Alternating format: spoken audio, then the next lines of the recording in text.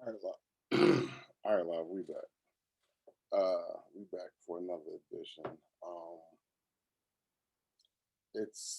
we had a couple impromptu uh podcasts early in the week. This is the late edition. We tried to, stay consistent on Thursdays. The Instagram went down. We back now. It's an early morning edition. Uh, y'all catch the late episodes, the reruns. Um, YouTube, like, comment, and subscribe to Bear Facts Podcast, the Bear Canvas. Now, today I want to talk about time. Time is, like they say, it's been said over and over again. Time is a precious commodity.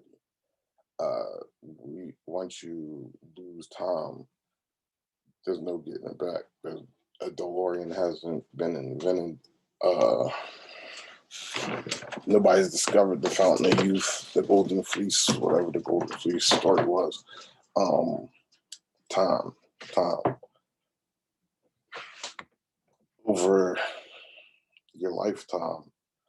You only got a certain amount of time to get what you want to do done, to get what you're trying to accomplished. Uh, in some instances, it's like, you spend time. I don't want to say you waste time. Sometimes you waste time. Like, uh, I've said before, I knew how fast time moved when I was fighting that case 10 years ago, and I was going back and forth to court. I got picked up for a warrant I didn't even know I had from 2 years previous while I was in a criminal relapse, and I went back to my normal everyday functioning self, whatever you want to say that, whatever you want to call that at that point. Like what I had evolved to from my childhood and early adulthood behavior. Now, fighting that case, I got picked up in February. I didn't get that situation didn't get finalized until October. Now that's about 10 months. That's 9 months, but 10 months. And in that time, I had to go back and forth to court every month. I think every month. I don't think it was every 2 weeks, but it seemed like every 2 days I was back. And it was like a 40-minute ride out to where I had to go appear in court. So it was like one of those mornings, it's like, I don't even feel like going all the way out there. I don't feel like doing all that. And then once I got there, it would be continued and I had to ride all the way back. And it would be like, like I said, every month I would have to go back, but it would seem like every 2 days. So when it got closer to October and I'm talking to my paralegal, the paralegal's like, all right, well, you're going to do it one and two. You're going to do it one and two. And I'm like, I'm disappointed, but at the same time, like, yeah, I mean, I'm like, all right, well, I've been back and forth to court for 10 months and it seemed like it was 2 months, like, because how fast the court dates was coming up after every continuance. So I'm like, all right, so I'm gonna just go do what I gotta do, get that out the way, and come home and be right back to what I started to do and what I was trying to accomplish.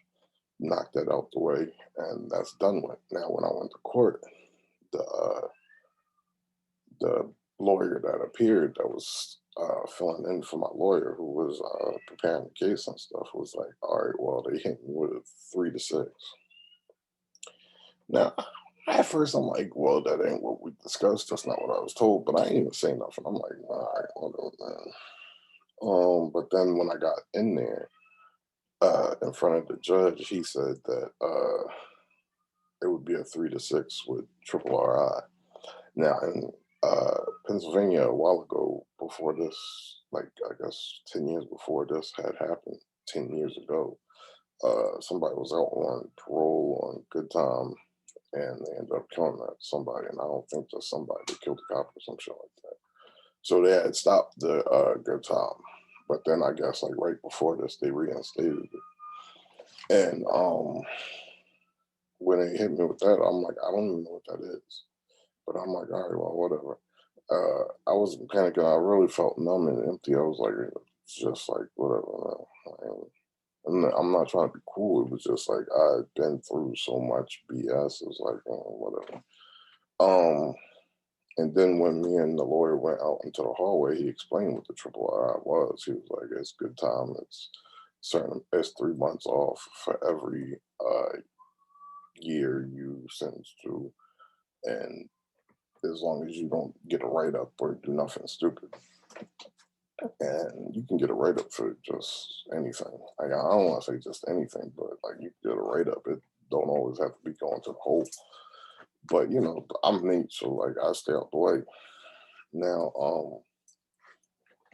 so he explained that to me, and then he was like, "So basically, you're going to be going upstate for 27 months, which is a little over 2 years." And then, like when he told me that, it's like, all right. So I still kept the same mindset. Well, first I was thinking, all right, well, they told me a 1 and 2. This is basically a 3 to 6, but I'm going to be doing 24, 27, a little over 24. So I guess that's where they got the 1 and 2. But then when I said that, I was like, all right, well, I was going to do the 1 and 2 and come home, whatever, or 24 months, whatever they told me. I think it was 1 and 2. But my somebody I used to chill with had just a couple years earlier got hit with a 2 to 4. So I don't think it was a 2 to 4 because I would have remembered like we got the same sentence, but we didn't. So I think she said it was 1 and 2. But when I got there, it was the 3 to 6 with triple R, 27 months. So I'm like, all right, well, that's just another whatever for amount of months tacked on to the 12 months I was mentally preparing for.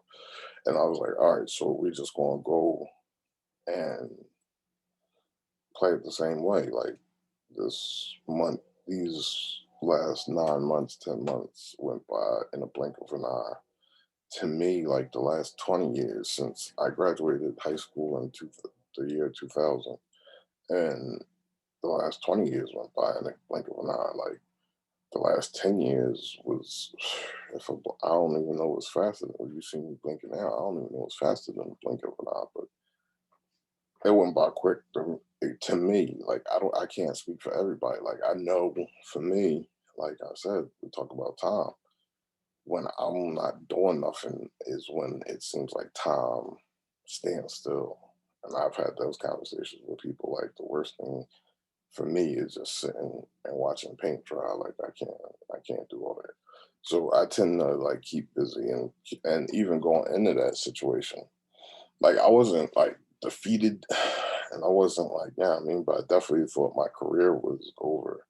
But I think I mentioned that like on the very first day I got in the intake, and within the first 20 minutes, I'm sitting there talking to the nurse, and she was like, "Well, they got trade programs up there. You can do this, you can do that, and they're geared to let you come home, and even if you're not getting employment, you can start your own business in the field that you get the certification in, like whether it's trade certifications, whether it's carpentry, HVAC, plumbing, barbershop, whatever." So I'm like, all right, well, I'm gonna do 2 trades then and get it popping. Now they were like, that's unrealistic in the time that you have because you got to do mandatory programs. Like I didn't have to do a TC program, which was a drug and alcohol program, but I had to do like an outpatient, uh, less intense because like I was a heavy reefer smoker even like before this all happened. Like I was a heavy reefer smoker, and so I'm like, all right, well, I'm gonna try to do as much as I could. Now, when I went up there, I luckily got involved with the peer support, which was a blessing because, like I said, I was studying psychology at the time and I was trying to be a therapist. And I looked at it like, especially once I talked to different people and I talked to somebody who was visiting in the prison as a peer support specialist. I think at that time he might have had other degrees, but like, he was doing what he was doing or in the future, because I know when I came home, I think he had a master's degree, but at that point in time, like he um, had that certification, and he started his own lane, and he was coming into the prisons doing this stuff with people with mental illnesses, preparing to reintegrate into the community. So I went and got the peer support certification. And then I went and got the carpentry certification. And like that was after I had to do, I ain't have to do anger management. I had to do something. I had to do a program that I was told everybody had to do. I can't remember what that was, but I had to do that. And I had to do a less intense drug and alcohol drawing. Like I didn't have to go on the TC block where you have to be for like 9 months. I had to do this. It was just like a weekly group once a week for like an hour or two, and we did the stuff, psychoeducation and stuff like that. Not to downplay it or not to breeze over it, but like that wasn't the point. So I had to do all that before I could get into one of the Johns. Luckily, like I said, the peer support, like I was supposed to go to boot camp. And when they shut down the boot camp, which would have, like I said, I think in another joint, they would have got me early release. But the way it was explained was like by the time all that's done, you would still got out at the same time because the transition, like it was 6 months to get from county to Greaterford to Camp Hill to my home jail. And out of what 21 months left. And I probably got told the boot camp stuff at the end of the first year. So like, and the boot camp is 9 months, and then they said it was like a 3 month wait for the boot camp transition, and it was like by the time you get done all that, it would be yeah. I mean, no point. You would be coming home at the same time. But anyway, so that got shut down, but then they like basically was like, all right, so as a cancellation prize, which was fine. Like at first, like I'm looking at these people like, yeah, you just like, yeah, but as a cancellation prize, they told me about the peer support, and I was like, and they had already established that they already had peers working in the facility, and I did that. That was a 2 week program, which was good, and then like I was fighting hard. I was fighting hard to get into this carpentry program because, like I said, I didn't. At that point, I felt like things were up in the air. I didn't know what was going through. I was telling my people like I'm gonna come home and hit the ground running. I was looking into waste management. I was looking into pest control. I was looking into all types of stuff. I was looking into the most grimy stuff to get into to get an income because I felt like, yeah, I mean, like those are the unwanted jobs that people don't want to do. They don't want to do those types of jobs, but they can be, especially in that position, it can be lucrative. Like like I mean, like you might get a pest control job for $15 to $20 in the Philadelphia area. You might get a between 15 and 20. You might get a I heard waste management paid good. Like I don't know what the rate is. Like I've heard the rate, but I don't know how much the actual rate is. But I heard it paid good. Like I know I've heard over my lifetime the joke like you come home smelling like certain stuff, but I can't really believe that because I was doing Uber and I had picked up a boy and I mean had my car smelling nothing like that. Now the boy said it's grueling on your legs and back, but whatever. So even in that situation, like there was time constrictions. Like I wanted to do these programs. had to get my mandatory programs out the way. And I wanted to do other things. Like so while I was in that situation, like and like I said, like the worst thing for me is like just standing still watching paint dry. Like a day off is weird to me. Like I keep saying on Instagram, you might see me like 5 times in a day on Instagram or 5 times in a week on Instagram for like a considerable amount of time or on YouTube. And that's not a waste of time to me. It's just like I have time to do it, which is like I said, this is the point because I'm doing this preliminary content. Like I never expected this standstill to last 14 months. But at the same time, I started the podcast with the thought of, all right, I was already going to do the podcast, but just having the podcast start up with preliminary content, it's like, all right, now you're getting prepared for what we're trying to do, what's going to be developing in the future and all that. And then, like, for all the naysayers or people that doubt or people that, because, like, I'm not one of them dudes that's just, like, usually I won't tell you nothing. Like, usually I won't, I just pop up in this like a fetus, y'all. pregnant pause. Still room on the bandwagon, don't avoid. Some of y'all don't get that. That's cheesy. Not Tyreek. But no, like usually I won't tell nobody nothing. And it's not because I'm super secretive. It's not because I'm like don't trust you for the most part. It's not because it's just because like usually I hold stuff close to the vest because I don't know how it's going to materialize. I plan my action steps, I implement my action steps, and then I pop up in this like a fetus, pop up in this chick like a fetus, you know. And you be like, what the hell? But with this, it's like I was like so close to opening at the end of my graduate program, and when I left my last full time job, it was like, all right, so and I'm doing the Uber stuff, so I'm meeting a lot of people. I'm doing Uber, like people are in and out my car. I'm doing that, and I'm meeting a lot of people. Some of them are interested in art, some are art enthusiasts, some are entertainers, some are people in the tattoo field, different, like not necessarily tattoo artists, but they in the field some type of way.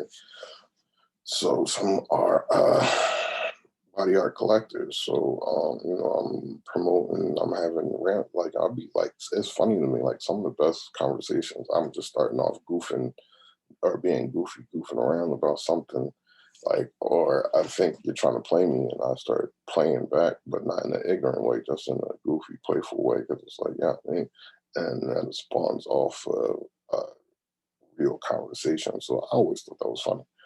But anyway, so I'll be promoting this, but this is like right after I left that job, and program ended, like I graduated and stuff like that. And you graduate, you think, yeah, I mean, all right, so now it's like, all right, we're going to level up in the field. It hasn't been like that. And it's Corona, and like everybody's losing employees and everybody's hiring, but whatever.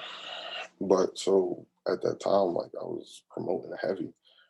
And because I thought like grand opening was around the corner, and throughout this, you can tell the stop and goes if you go back through the reruns. Um, I thought it was going to be like, yeah, I mean, stop and go, stop and go. And eventually it was just going to be go, go, go. And whenever we reach that point, it's going to be go, go, go, just like it had been in, like since I've been home. And I'm going to get back to that. But like I'm saying, like, so when I was doing the Uber thing, that was from September up until like February, which to some might seem like a long time, but in it's relative. So in the grand scheme of things, it's not. But like so I started preliminary content because I didn't want people to start to think I was selling wolf tickets. And like it's funny because with all the like I noticed, like, and I think I said this on a different podcast, like with all the preliminary content I was pushing out, like the early stuff was getting dwarfed. And I don't shut down my affiliate. But because like the art, like I can draw. So a lot of the early stuff, because like I said, I've only been on social media heavy like this. Like usually I'd be on social media before this, like commenting on people's posts, liking people's posts, but I hardly post. Like you get what I'm saying? But like I'll comment all day. Like I'll scroll through and comment, but like, you know, most of the time, like it don't spawn off into a conversation like the regular situation. But or I like your stuff, but like over the last, has it been a year? It still hasn't been a year. Like it still hasn't been a year. Like you will see on my Instagram or on my other social media, like I've been pumping out content. And even over the last like couple months with the Fat Boy Foodie and the Bear Quench Thirst, it's like those segments have been come like up until this week. Like I was doing the Thursday, the Bear Facts, and then I was doing the Fat Boy Foodie and the Bear Quench Thirst. And when the main affiliate Instagram shut down, or we got our contract disputes, that didn't like that halted the main podcast, the Bear Facts production.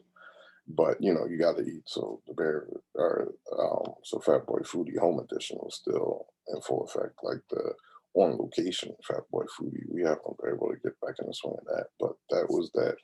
We haven't really missed a week now. This week, I'm not sure if we're going to get a segment out.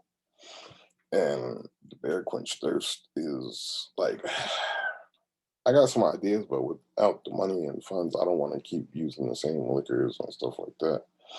But like, I've been trying to be inventive and creative, and a lot of the drinks turn out looking good, and they turn out looking good, and they all taste good. Like majority of them look good, majority of them look great. It's like one or two that just look like mud, but they all taste good. So those two have kept going in this preliminary content era. Um, but the main podcast, like this week, I think might be the first week Instagram back. But I think this week or maybe last week was the first the Bear Facts in about 3 weeks. Like once that main affiliate started acting up. So I was pumping it, and the point of all that is, like I said, like early on, I was if you go back, like it's a period of time where I'm like debuting it. Like I already had like the old art I had, like the old sketchbook pictures I had and pictures I had sent home to my kids when I was in that situation. But like after that, it was like, all right, when I really got onto social media, like it might have been some early t-shirt design mock-ups on there too. And it was some family stuff. I took the family stuff off because I made it like mainly strictly for the studio. But like since and like that, the last time I was really heavy on Instagram because I was still a Facebook ball was like I think 2016, 2017, if you go back. So like like I said, when I first got back on last December, it was like I was putting on the art I drew throughout the 40-year history of me drawing, or the art books I had since 2001, 2000, something like that. Like I don't have them early childhood drawings because I was banging back then, like you know. So I put them out, and then like every once in a while I would draw something. But like I said, with the early content, it was like, all right, this ain't wolf tickets. Like I'm displaying equipment, I'm giving tours, like I'm debuting different things that I want to do. Like it's like I said, it started out with just showing people the POS, showing people the iMac. This is last December, showing people the tattoo bit, showing people uh, the T-shirt uh, press and the printer, and it grew to okay. Well, this stand still is continuing, so now I'm engraving stuff live on live. Doing wood burnings live on live with stuff or equipment I already had. I'm showing, I'm getting MPKs, I'm getting rolling Cerritos, I'm getting mini projectors, but a lot of it I already had. And then it went from that to doing more t-shirt designs because I already had the t-shirt designs. Some of them are copyrighted, protected, but it's not like I'm like as long as you're not like stepping on my toes, it's like I mean, people think like you want to see similar designs like I do. I grew up in Philadelphia where you got street vendors everywhere. They're less, but you still got them. And some of them like got similar designs. And then you got mom and pop shops that do their own T-shirts, and some people got similar designs and stuff, especially with the Philadelphia Dallas rivalry. Gotta check out the design. But anyway, so then it was t-shirts. I was pumping out like a lot of t-shirt design mock-ups like rapidly, like and then I don't know, I went over to something else and something else. And the reason why I'm saying this is like I said, everything and even with the 3D printer, like I haven't gotten a 3D printer to work, but I haven't really tinkered with it that much either. And but the thing is, like with the 3D printer, it's like that's another art form with different things. Like on I think that's on the Instagram. That's on the Instagram. It's not on the YouTube or other social media, but like with the attempts, like I attempted to do we got a couple the drawings on the custom sneakers, even though they were old sneakers, but I was doing the attempts. Um, we did the video editing. I don't know if it's on the Instagram, but there's video editing on um, Instagram. We did some beat production. Not that I'm the greatest, but it's the first attempt, and I'm just displaying like, even though I'm not the greatest at it, like hopefully, like it'll be a toy to play with at the excuse me, at the studio, art tattoo studio, and it'll be there for like visiting guests that know how to get down. Like I said, I had some competitions, hopefully some freestyle competitions, all that, and the DJ equipment. Like I ain't the best DJ, radio DJ Ricovelli on Big Bear Radio, but I'm joking. We're gonna have that. That's gonna be like, like I say, you got department store stuff. We gonna have it. But anyway, so it was getting dwarfed by products and products and products, like in future. And like I was saying with the different things, because even with that, I want to have like a router table and hopefully some area that can host it, even if I just do it here at my house or wherever I end up and have the router table. And I, whether it's all artists for the income, like with the custom framing, like they got the groove in here, like with the Dido bit or whatever it is, and there's different bits to make it look nice and fancy. Like I know some people going like Michael's. That's not where I got the idea. I've taken a lot of shop classes, so like I know, and like even with the under the windows, around the window sill and the window, the trim, the baseboards and moldings. Like even with the LED lights, like you with the raised the lowered crown molding, and you put the LED lights around and stuff like that. I like that effect. But when you look at the crown molding, it's like, all right, well, I know how to do coping. And I know how to do all that. And then I start thinking of like, okay, well, you use the same tool for frames. We are artists. Like, excuse me. So that's where that idea came from. But you can get a feel for what I'm saying if you go in Michael's or something like that. They usually got the L shapes of whatever.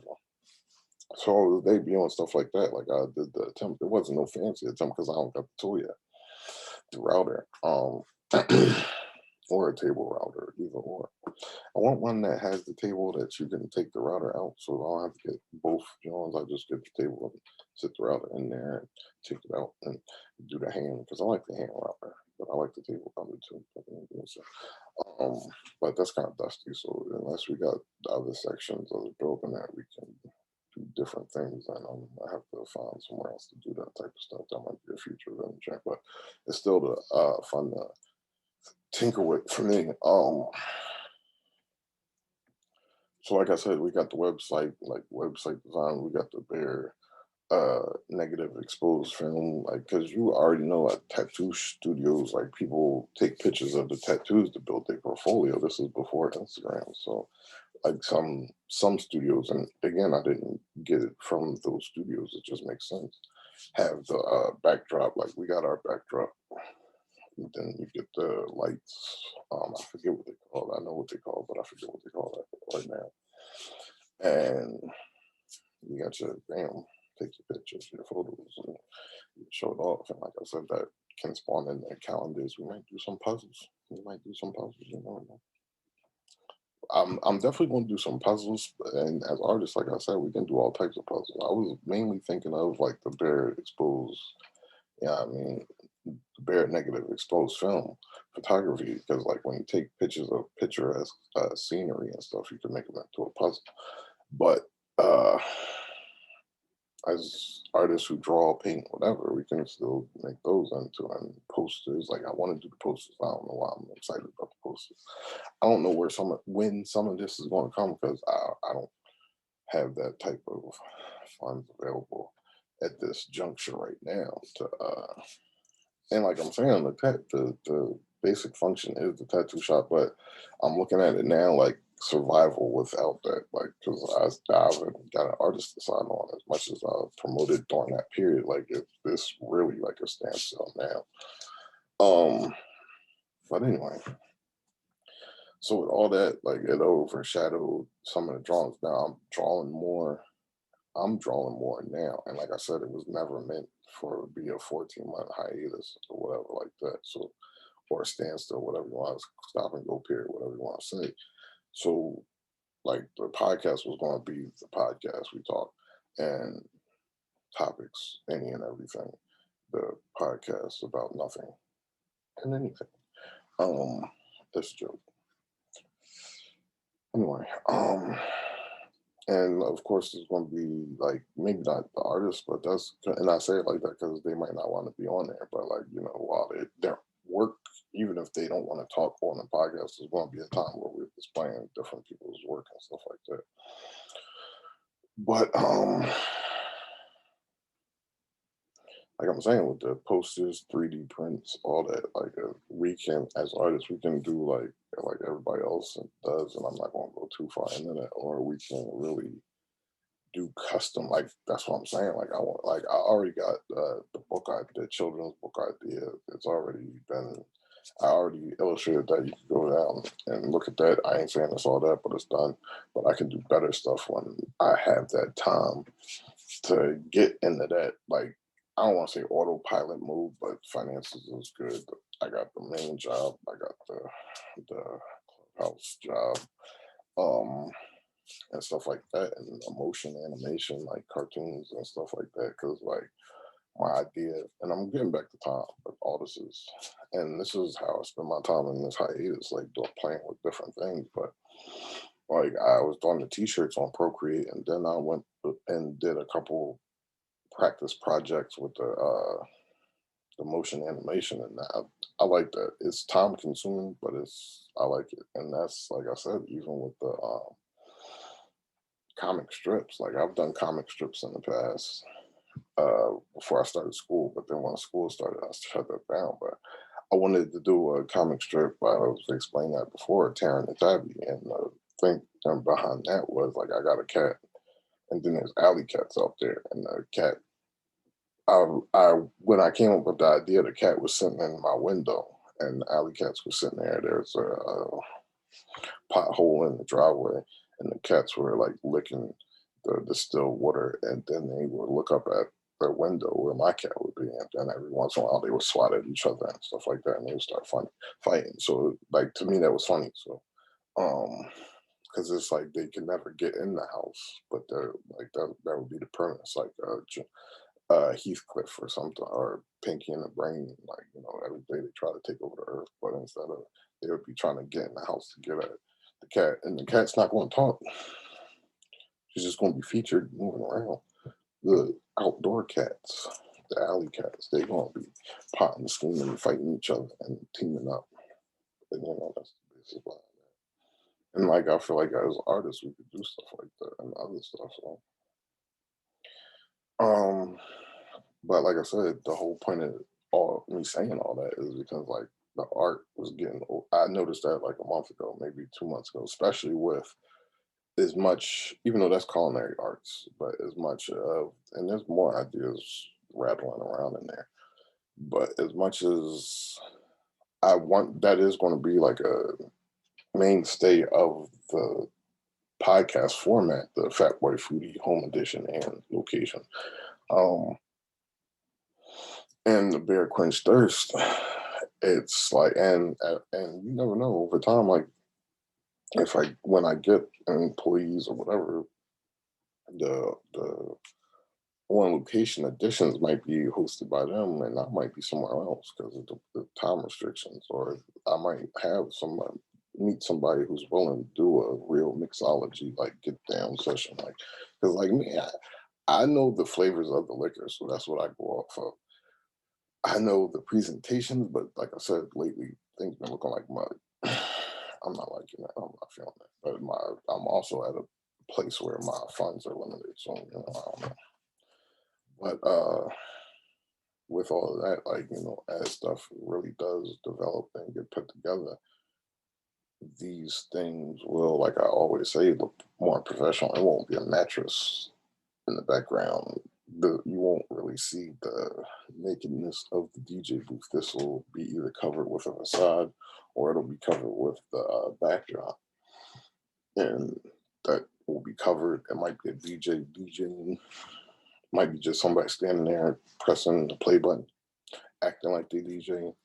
Um, it might be some co-hosts. It might still just be me, but at the same time, like I said, at that point, it'll be like, all right, we got the main podcast, we got the different segments of the sub podcast, and then we will be at the studio. There'll be artists around, and it will be different than because once it's up and running, it's up and running, and it's not just when this comes, when this comes, when this comes, or when I'll get it. It'll be up and running, and then art will be pumping out rapidly with the different podcast segments. Uh, so that's why I figure like that. But like I said, all that is the reason why I'm talking about time, because I never planned, and that's what I'm saying with those stages that it went through: early art, t-shirts, they are early art, debuting equipment, the t-shirts, the debuting more equipment, the debuting different things, the hitting to the home foodie, the bear quench thirst. And like I said, I like how that was becoming that assembly line weekly segment and incorporating a Thursday segment. But it's still preliminary content. It's still preliminary content. It's still not that this is the product being content that I want and that will be featured after grand opening. After grand opening, it might be some time after grand opening, whenever that'll be.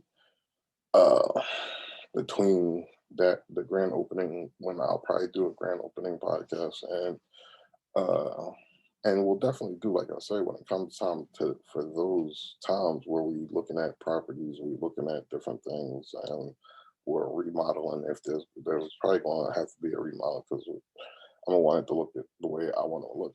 I want it to look. So, but after the grand opening, if there's other things I gotta do, I might have to pause for a couple weeks, and then when it really full fledged, bam, like polished right in there. But like I said, I never thought it was going to take over 14 months. I never thought I'd be basically unemployed or working here and there for this much time. I thought I was going to go from one to maybe taking a couple months off, maybe doing a couple months without that full-time position, but never anything about, excuse me.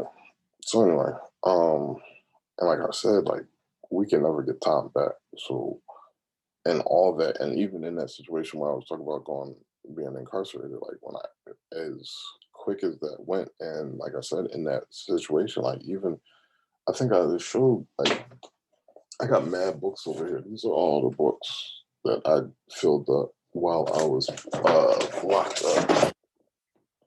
And then more over here, that's why I don't like, because then maybe it's hard to get back in.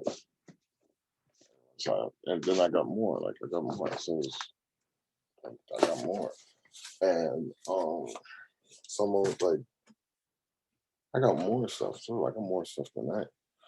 And my whole thing is, like I said, I don't like watching paint dry. So, like, even though upstate, it's not like county where you come out after lunch and you come out or meals and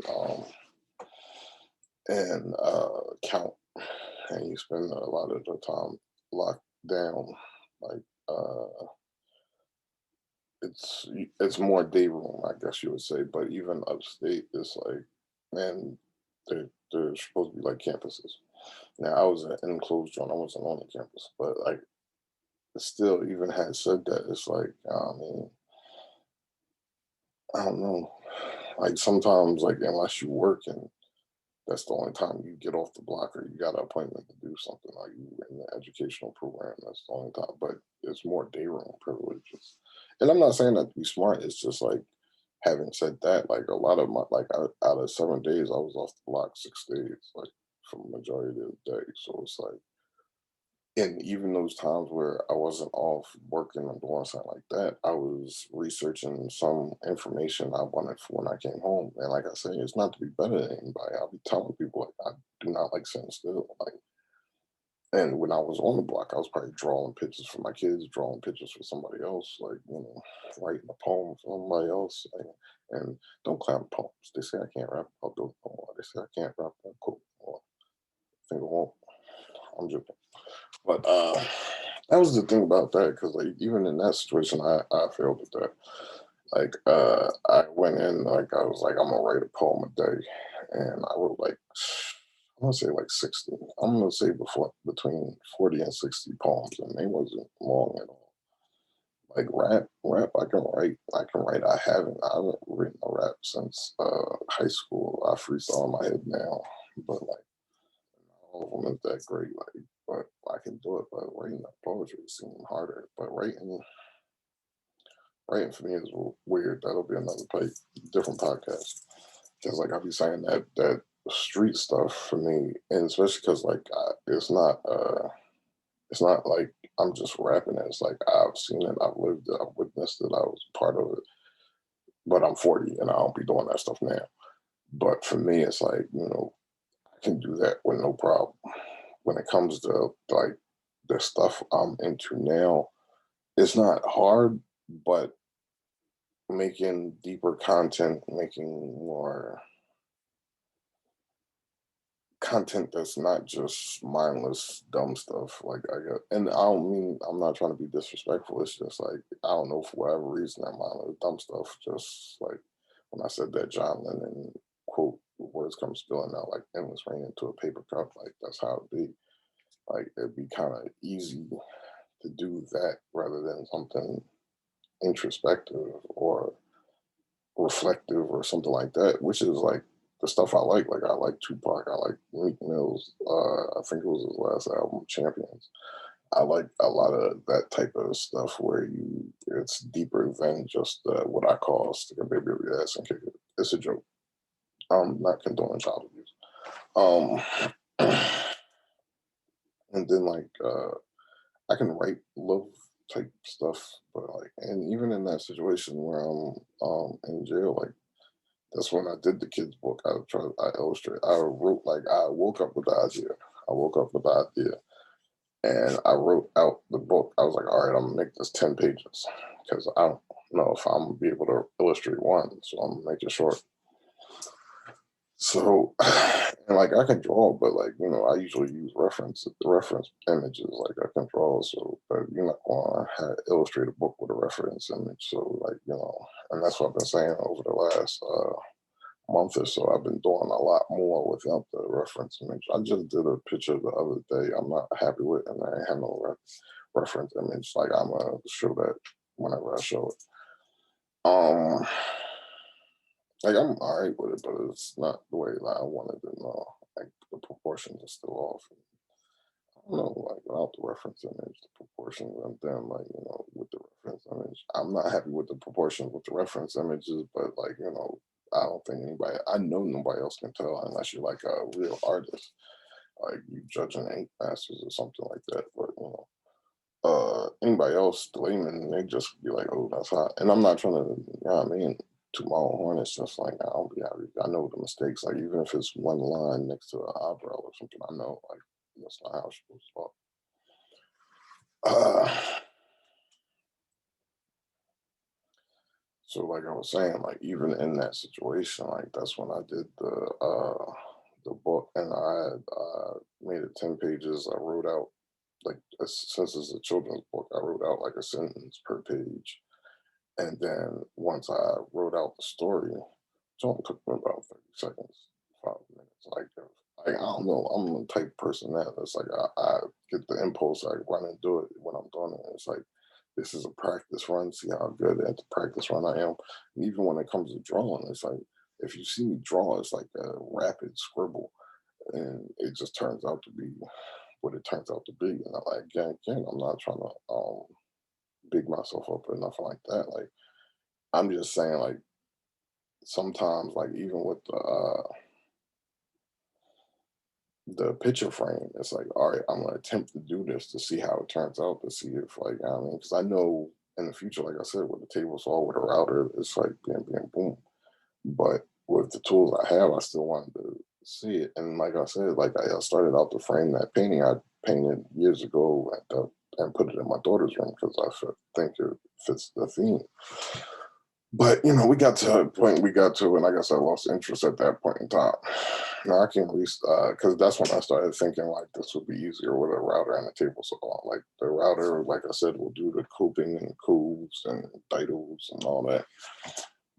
And it'll make it pretty instead of just. But I can still finish it. Like it ain't nothing. It's just like using the circular saw. Like some of the cuts weren't lined up right. Like they were like even though I thought I'd whatever, man. Because I don't got no saw horses. I don't got no cutting table, whatever. I don't got no clamps. So, it was what it was. And I still enjoyed the project. It was just like, I don't want to say it was half assed, but I just wanted to see if I could do it. And I proved to myself I could do it. And like, even looking online after that on YouTube or whatever, it's like, all right, yeah, yeah.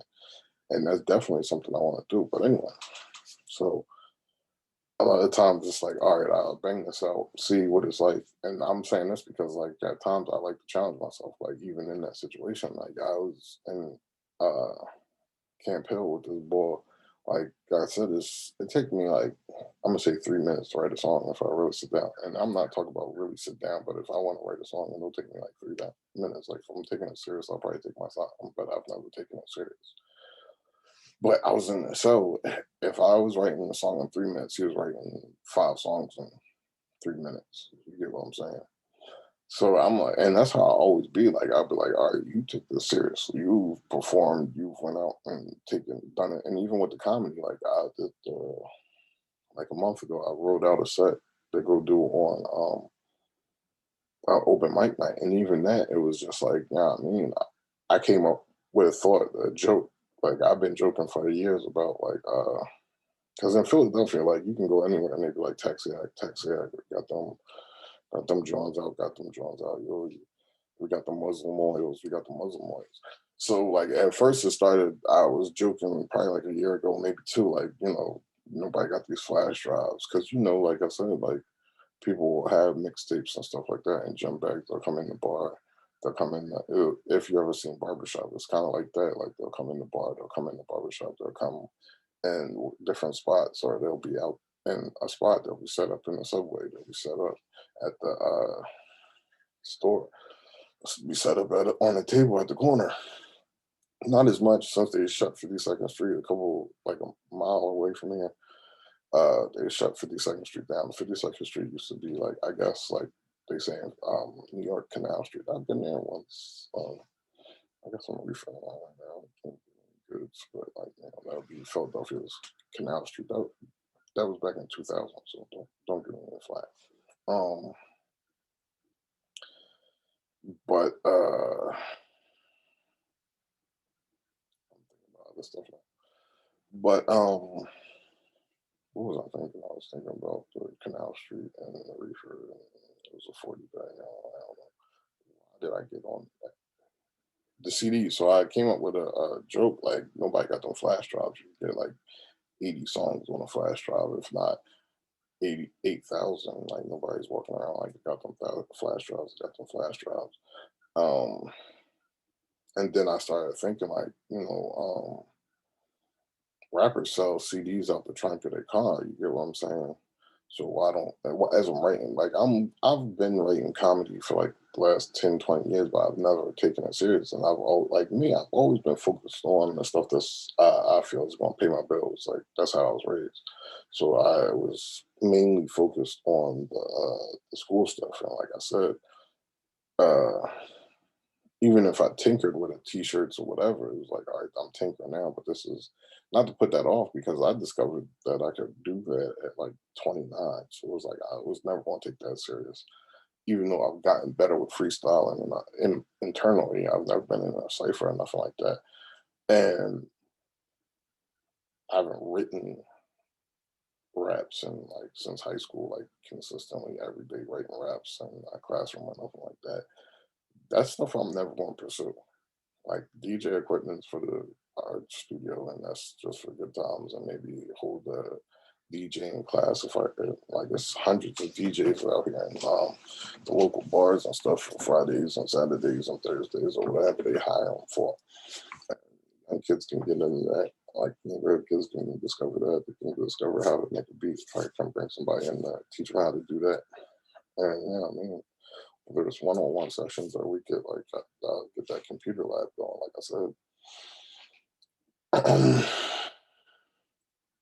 But like I'm saying, so that was a joke, the flash drives, but then I was thinking like rappers sell CDs out the trunk of their car to get a buzz going, like Too Short. I was watching that Wu-Tang shit, excuse my language. And a couple hundred other rappers were doing that stuff.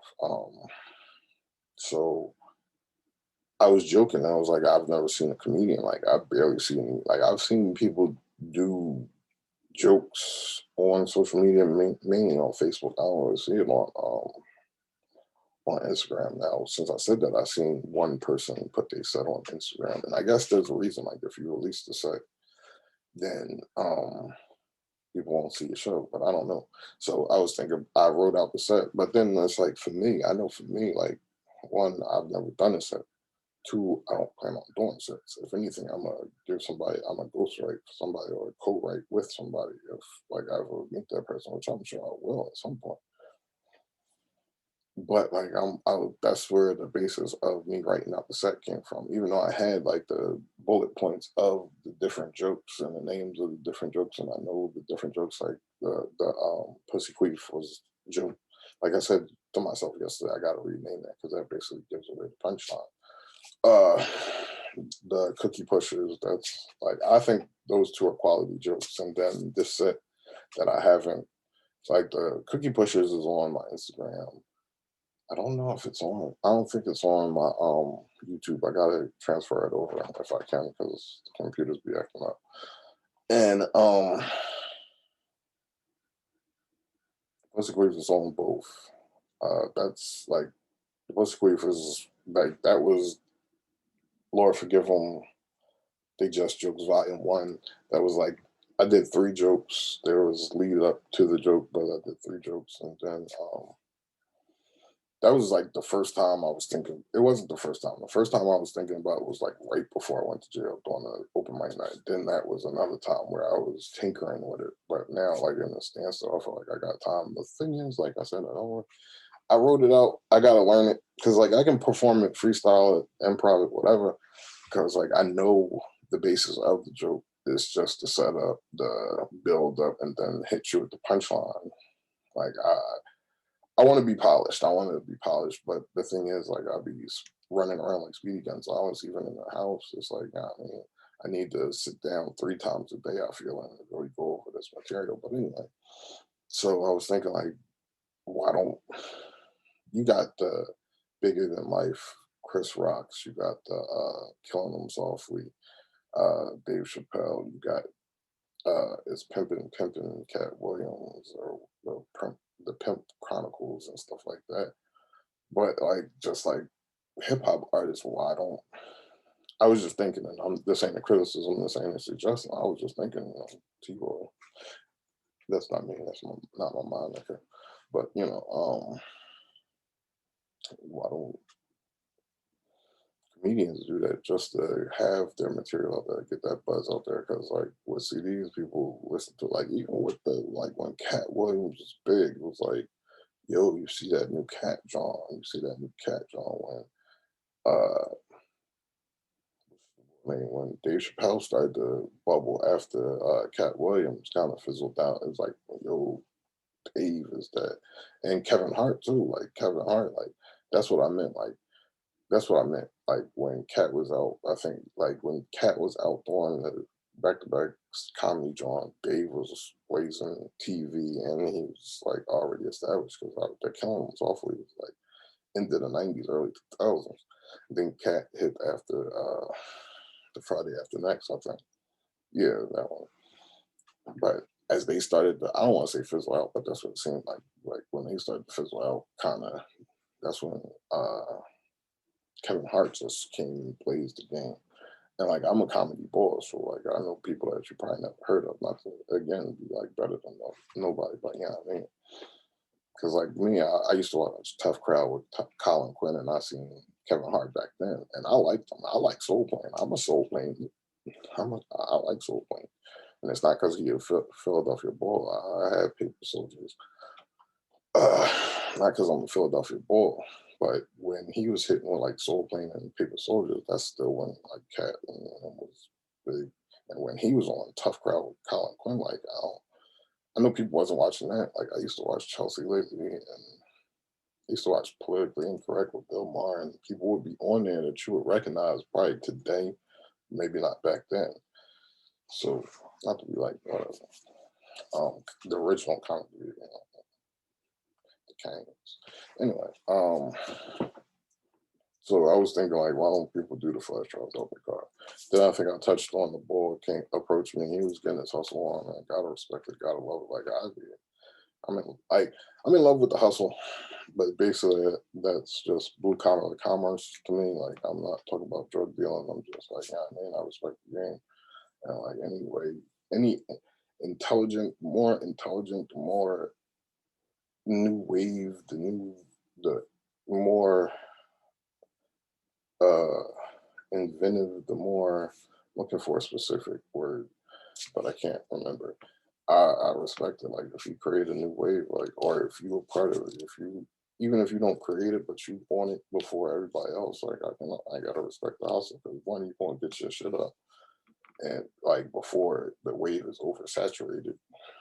But I respect it now. I can't say every wave is gonna produce trophy surfers. I don't know because like I've seen some waves in the past that you thought would be big, like not even create a splash, but um, but no, I respect the ball hustle. I feel like he had the barcode Jones. I ain't never seen that before. Like, and I haven't seen anybody come up with me to me since then. Like a couple people still give me CDs, like while I was Ubering, and that's don't disrespect. I'm banging in my car. Um, I don't know. I don't even know if I seen anybody come up to me with the flash drives. Like, you know, I got them flash drives. Like, but it just like it went from because, like I said, I had the joke. Like I'm saying, some people will hit you with the check my Instagram, check my SoundCloud, and I respect that too. SoundCloud. It's just like for me, like no more hard copies, like that hard copy. I don't know that hard speed though. But anyway, off of all that, back to the so with all that said, like even in my house, even during this last 14 months, like even if everything ain't on social media, like I'm still running around, still doing stuff off camera as much as I'm on camera trying to do. Like I'm just saying, like a lot of it has been shot related up until the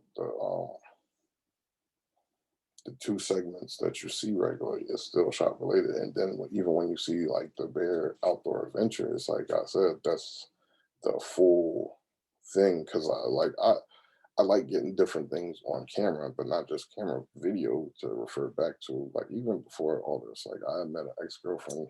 I keep going on tangents where like basically up until the time we met, and even after that, her whole life was on camera. Like she had, I guess she just grew up with cameras in her hand. I don't know.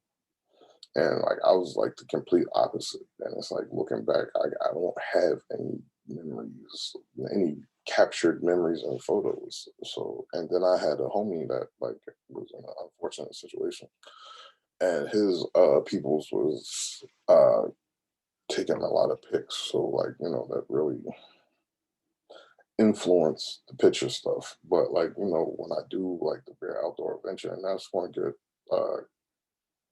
I would say, um, better production in the future too, better things like But I really like the Bear Outdoor Adventure.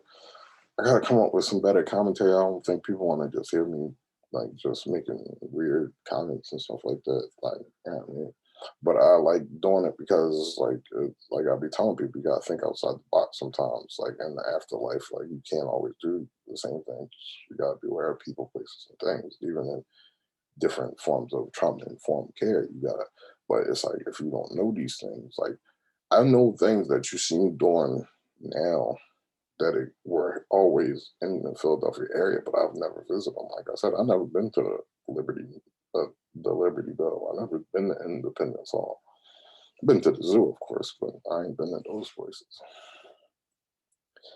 I've been to a tailgate, but like, God, man, I think like there's things that I want to do. Like there's a like old ass cabin out here that I keep saying I want to go to. Like when I be in that wave, I'll be in that wave in the cabin.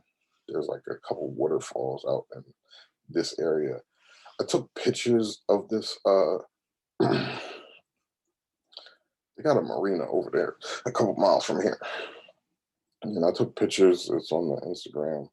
But I wish I would have got the video walking through there. And I got a little nervous because I kept seeing these do not go past this point signs, but I don't know if that meant like off the trail. I believe that meant off the trail because I've been riding past and I've been seeing, and it's a fishing pier. And it says it on the picture. Like it says it on the picture. I don't know why I didn't go back out there when I was out there, but it says it on the picture, like the far point. Because really, I wanted to get a picture for the bear exposed. And that's like I'm saying, like people like some of them Johns as framed canvas pictures and some people like posters and stuff like that. But the main point was to get out to that fishing pier, which wasn't all the way out, and I was close. But I don't know. As daring as I am, I turned back. I'm like, I don't know if it looks like I'm gonna get electrocuted out here or something. I don't know. I don't know. I don't know. I was being weird. So I wanted to get a picture of the water and the marina and all that, but I ain't get that far out. I got halfway out. I ain't gonna lie. I ain't bitch up that quick. Like I got halfway out. I got halfway. See something. Like something y'all wouldn't have got halfway. I'm playing. I ain't doing that. I got a dirt bike. I ain't doing it. I'm joking. But anyway, like that type of stuff, and this would be weird because I'd be lazy. I'm broke, so that increases the laziness. Like even with the Puerto Rican Day celebration, like I wanted to go down there, and then I wanted to go up to where the real like the Puerto Rican Day parade would have popped, but they didn't have the parade because of COVID. But where the real fun is, and that's where I should have went anyway. I thought it was too early to go up there when I went down there, and I stayed down there for a while, and I had a good time down there. But like where the real festivities are, um, like I came home, and my intention was to come home. Like I got caught up in the editing stuff, and I think I got home at like 6 o'clock. I was editing those videos until like 2 in the morning, which shouldn't take that long, which is ridiculous. But like even at 2 in the morning, like I could have probably just, but I with the sciatica broke the just lack of motivation, like low energy, whatever you want to say. But like it's like I'll be sometimes there'll be stuff down the street that I want to go through, but it's like, nah, I'm a bit, my bed is seducing me. I don't know. Anyway, um, so like this different stuff, and like I said, even with the pin relays, like I know living close to that area, it's like it'd be popping down there. Like it'd be mad people, it'd be mad teams of track stars, track runners, track competitors running through the streets, and the streets be like buzzing and shit. And then I was watching some of the latest Johns on YouTube, and like the crowd really play rock. So want to be where the folk are. Anyway, and then it's just different things. Like I said, there's parks out here. Even Fairmount Park got a couple waterfalls. They got the Treetop Adventure Quest. They got a couple waterfalls in Fairmount Park just to take pictures of. And then like uh they reopened West River Drive, MLK Drive, and that gives you a good view at points of like Boathouse Row, which is the buildings that light up. They keep the lights lit up throughout the year, all year round. And it's a good place to get like some shots. Then they got this like, yeah, I mean, right behind, and that's right behind the art museum. But between the art museum and Boathouse Road, they got this like pavilion and stuff. You know, I'm 40 and way too single. I think that'll change at some point. But it looked like a good place for like a wedding reception. I don't know how many people will be out there doing that. I've never seen them out there. I've seen that park, but like I'm saying, I never really. When I was doing Uber, like when I was working in the Northeast, I was coming down Kelly Drive because I was going back and forth to Delaware before that, and for whatever reason, 495 going down to Delaware, they got the Delaware River. You would see in the morning the sun would come up over the river, and I guess I fell in love with that. And now, like when I was working in Northeast Philadelphia, I would come down out of the way, Kelly Drive. Sometimes you would think it's out of the way, but sitting in traffic, just like no, it's basically the same amount of time. So I would come down Kelly Drive, and that's what I'm saying. Like my whole life, I would go up and down Lincoln Drive because like my family, I got family up in there, but I've never been on the Lincoln Drive trail side. Like they got a whole trail. They're controversial, but yes, a whole trail where people be jogging and stuff like that. And like I'm saying, they got waterfalls and stuff like that. So basically, the bear canvas or the bear negative exposure and stuff like that. And like I said, I want to get into like even if I outsource to freelance photographers, but like we partner whatever, and event photos and stuff like that, or just picturesque stuff that I turn into puzzles and uh, posters and wrap canvas on whatever the things are called. So, get some ducats up like that. But anyway, in this standstill, like this time is going by quick, but I always knew that because, like I was saying, even when I was upstate, and that's why I was saying, like I was trying to fill my days with stuff like on the weekends when there's no mail, like they got it in movies, they got it in songs, they got it in other stuff like in the weekends of the week. And I was in that situation in the weekends, like our slow period, there's no mail, there's hardly any movement unless you got a job. So we usually just sitting around. Like I said, I worked on Saturdays, so I worked basically every day except for I think Sunday, and then I went to the gym towards the end of my stay, Friday through Monday. So I was doing that at one period of time, and I was doing Bible study because I had always wanted to get baptized because I went to a Catholic school. I'm gonna say it like I ain't make it through the Catholic school, but I went to a Catholic school, so my brother and sister were already baptized. My daughter's baptized, but I never got baptized, and I always wanted to. But like my brother, I had the option when my brother got baptized to get baptized, but they had a big pool of water, and I guess I was afraid. I was like 3. I'm like, no, I'm missing with that. And they dipped him in the water, whole body like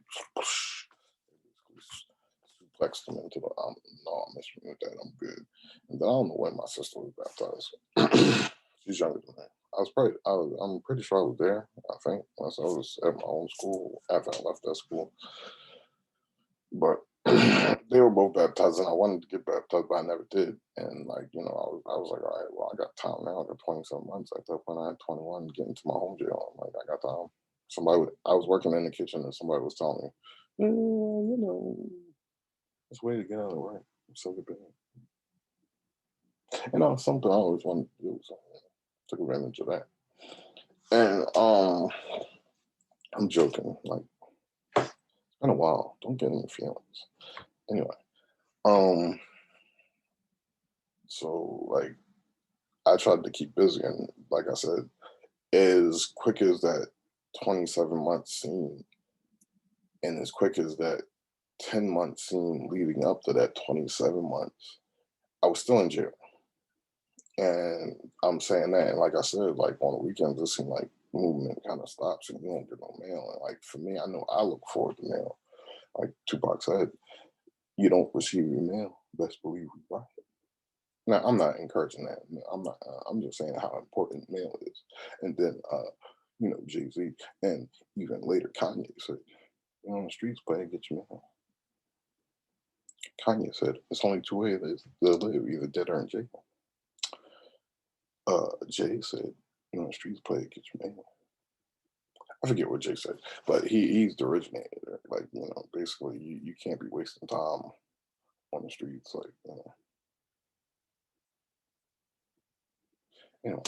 Uh, so when I came home, like I was talking to my ex again, like I'm telling her, like, yo, and she was in a similar situation when I came home, but we were 1,000 miles apart. I'm like, yo, it's like everything's on fast forward, like Speedy Gonzalez, and like me, I can keep up, I can run the race, like as fat as I am. Um, but it was like everything was in fast forward compared to just being in that. Like as much as I was doing in jail, just being in that standstill, it seemed like everything was in fast forward. Like and even in even now, even 8 years later, it's like stuff is still moving rapid. So basically, going into that situation, I was looking at like, all right, time move a lot faster than you think. Because this 9 months didn't seem like 9 months. I looked up and it was 9 months, 10 months, so basically a year, like 10 months, 2 months plus two, that's a year, and it didn't seem like that long. And then in the grand scheme of things, like I said, since high school, looking back, it's like even though it's been 20 years, I'm 40. I'm gonna be 41 this month. You 41? No, I'm joking. But it still looks like a blink of an eye. Like I'm hoping to at least have like another 20, 30 years on the planet, but at the same time, I ain't got time to waste. I'm 40. Just like I could have hit. Sciatica done hit. Like I ain't got it. I ain't got it. I'm not in the best health. Like the sciatica, like luckily I don't be having high blood pressure like that. Like when I go to the doctor, my blood pressure be good. I don't be having the high sodium levels. I don't have cholesterol problems as far as I am. But like yo, like I said the other day, I'm at the top of the hill. 2 years ago when the sciatica hit the first time, it's basically like, yeah, you gotta start walking down. But anyway, like I'm saying, time just ludicrous speed, like and that's why I be encouraging people like set goals. Like it's not a rap line, set goals, you can achieve it. Like even though I believe that, it's just like for me, when you set a goal, whether it's whether it's a 3 month goal or a 3 year goal or a 6 month goal or a 6 year goal or a 10 year goal, like like even with like that's when I went into that situation in jail, I was already in school. I was doing a bachelor program. But coming home, it's like I appreciated that time insight more and looking at it from that perspective, going into the master's program, it's like, all right, even though this is an online program that's extended because it's an online program, because the average program is 2 years, or you could do an advanced program that takes a year. It's extended, but like it's like, all right, well, 3 years is going to go by so quick, and it's going to be I'm gonna be done before you know it. So I know how hard the program by itself is. I know how hard the program plus life plus the kidship can be, but time sometimes like sometimes it's weird. Like I'll be in my house. I'll be in my house and it's like but that's how my mind works. Like I will be having 100 projects I want to do and then the bed seducing me.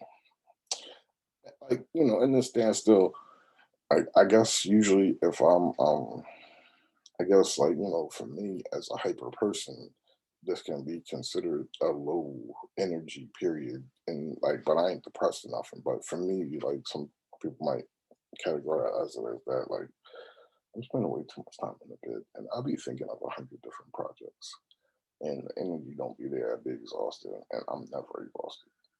But anyway, even in the house, it's like I got 1,000 projects, just art related, studio related, that I want to do. Like I said, the Terran and the Tabby, not just a comic strip, but like a full fledged cartoon type drawing.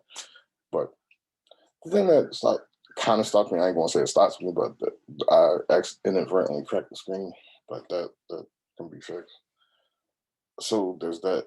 There's the video game Unreal Engine that I want to start, but and then like it's different things that discourage me, like the computer difficulties that gets discouraging, and usually like for me, like with my determination, I be determined to get what I'm trying to do done, but instead of something taking like 15 minutes, 20 minutes, now it takes a full day. Now it takes a whole hour. Now it takes 7 hours. And it's like, all right, I got this one task done that was supposed to take 15 minutes.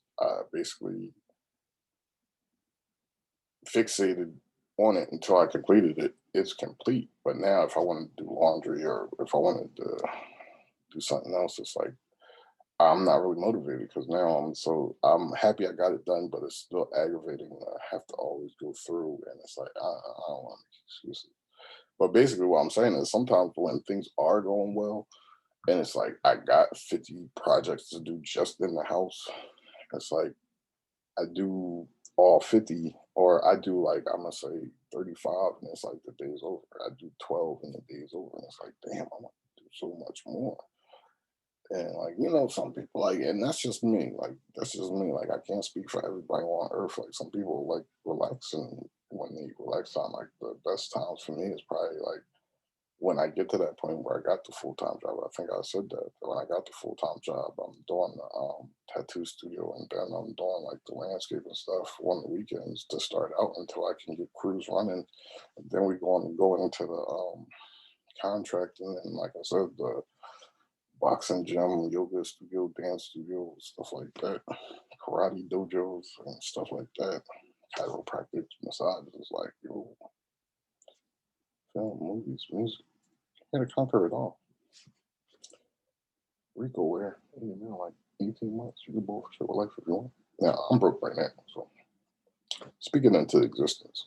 Um, I don't know, like I think in combination everything will be successful. I think you hope, I mean, but at the same time, like I feel like the field is always going to be there. And that's where my bread is buttered, rise or fall of any organization I have. Like, that's the stable income, supposedly, once we get with the organization. Anything else is built on my back. Like, at least I can, what I mean? Like I said, I ain't take out those business loans or nothing like that. So it's just like on my back. I'm trying to get it, accomplish it, knock it out. But that all, I have to have an income, like,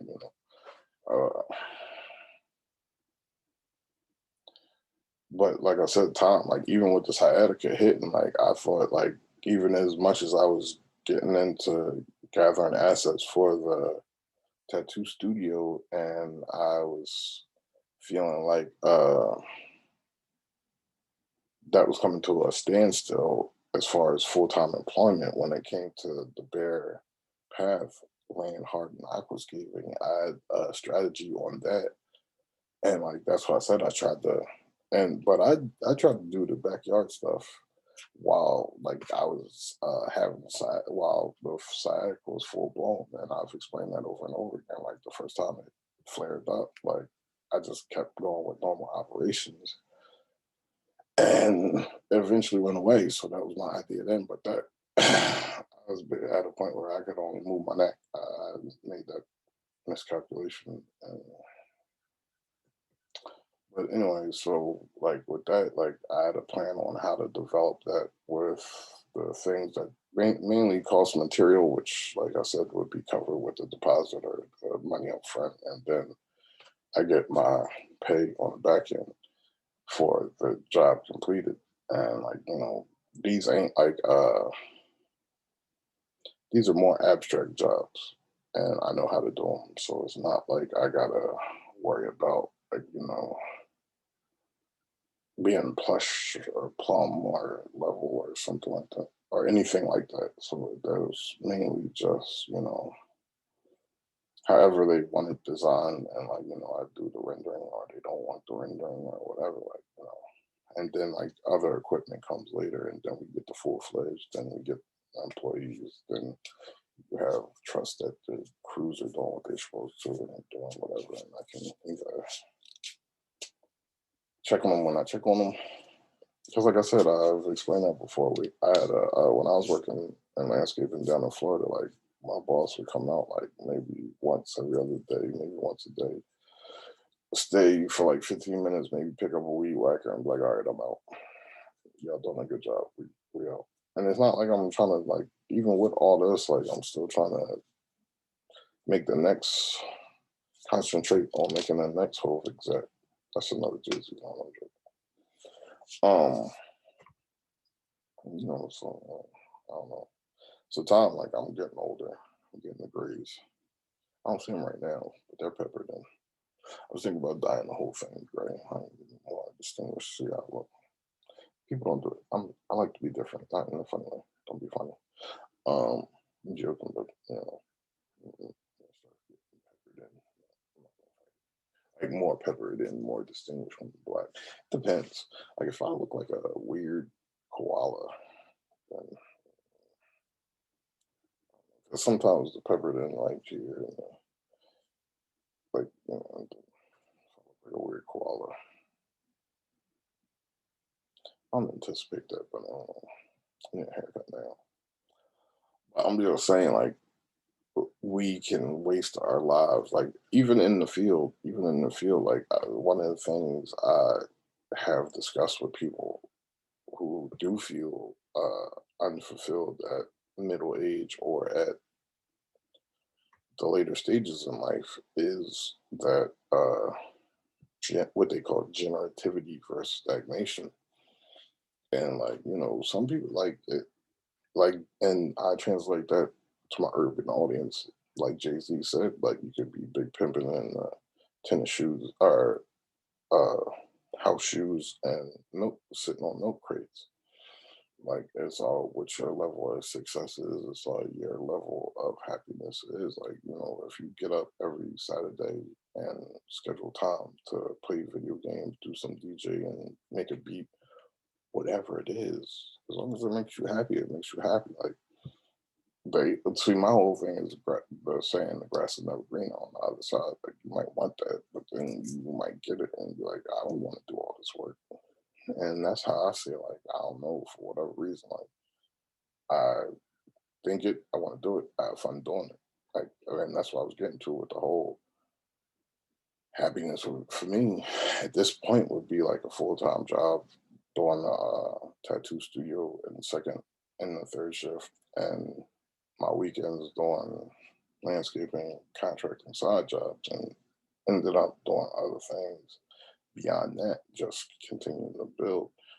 It has nothing to do with nobody else, not trying to stunt on nobody else, not trying to do anything negative to anybody else or harmful to anybody else. It's just like these are the things that excite me that I want to do. Like I came home, that was one of the things.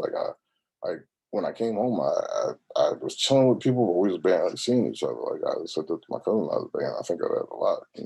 Another Jay Z line, none of my friends speak. We all trying to win, but then again, maybe it's for the best though.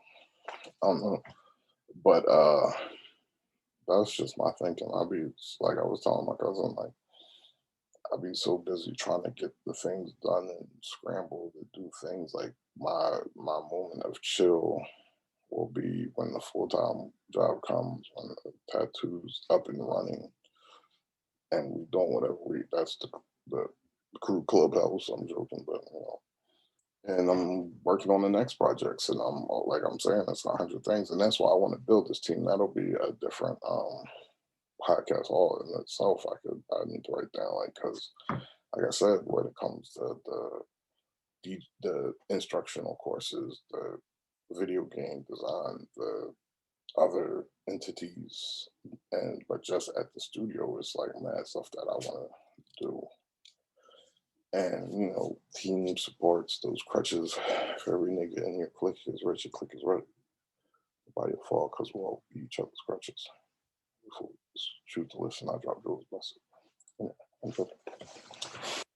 Jay-Z. I throw that out there. But like I can't call your life a waste of time.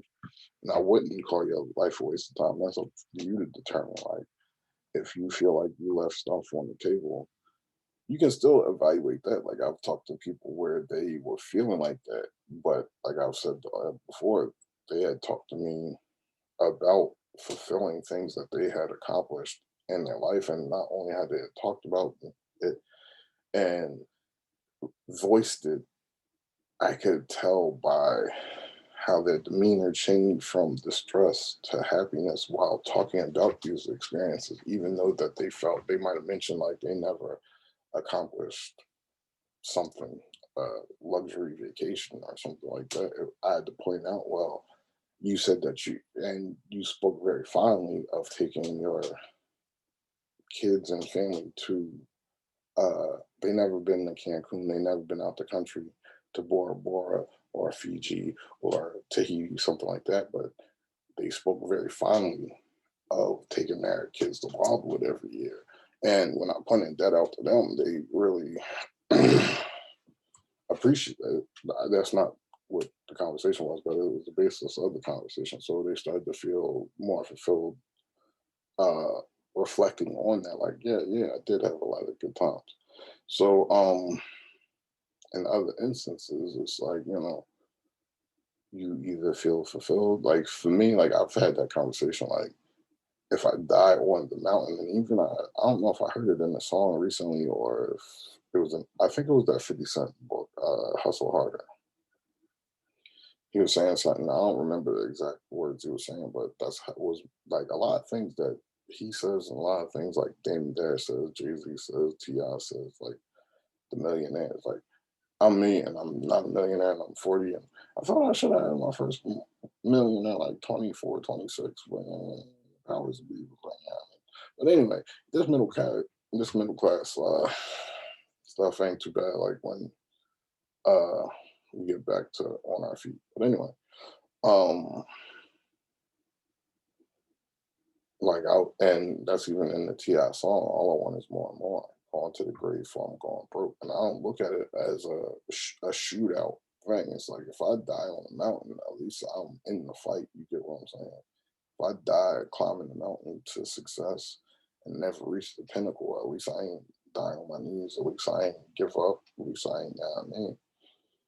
And that's just my natural mindset. Like when you go against me, my mindset is fight, and it's not always a street fight. Fight, you get what I'm saying? It's how do I overcome this obstacle? How do I get around this barrier? How do I? It's whenever there's a drought, get your umbrellas out because that's when I brainstorm. And like I say, I ain't no millionaire, but like I've accomplished more goals than I've let go of, like Jack and the Titanic. Um, and that's a joke. And the other one was the Jay-Z one. But that's just how I be thinking. Like, a lot of I felt like I know a lot of people counted me out in grade school, but like that's how I developed the attitude I have. Like I don't care about negative opinions of me because that's all that I had growing up. Like, and it's my fault in some ways because I was the problem child and I was always getting in trouble at school. And like teachers told me I'd be dead in jail. People told me I'll never amount to nothing at an early age. But like that was never like I get. I'm in the fields, the mental health field, so I get like how those comments can create hangups. I really do, and I get how those comments can be like a gaslight. Like it's not an intentional manipulation. It might be trying to motivate somebody, but it might shatter a person's psyche. They might feel develop low self-esteem, but I guess I never, and I was just a dirty kid too. Like, and I ain't know that until later in life. I don't know. I ain't gonna say I've always had a ginormous ego. Like people have said that I was a bully. I don't remember ever bullying anybody. I know I had problems as a child. The reason why I say I don't consider myself a bully, and this is my definition. I never targeted one person. I just had problem behavior. Like you might have felt bullied, but like I could have threw a desk across the room or like bent the hell out of the legs over a chair. Like you, that was a long time ago. Definitely wasn't targeting. It was just I wait for the book on that. So, but anyway, so like like I've it never really, I guess, that defiant attitude as a child and the conduct disorder and the defiant stance, even as bad as I was, like for me, it was like, I guess, I don't know what my cognitive processing was too much back then, besides I don't care. I don't care. I don't know, like, because like I said, I had times where I was trying to be good. I might have had a crush on a teacher. I might have been trying to, like in sixth grade, when I got left the school over there, when I got kicked out of school over there and went to other school, they said if you're good for half the year, we'll let you go to where you're supposed to be and the school you're supposed to be in. Uh, no, those didn't work out. I got kicked out of that school. Never went to the. I got kicked out of school across the street. I never went to my right grade half the year, and I got kicked out at the end of that year in technicalities.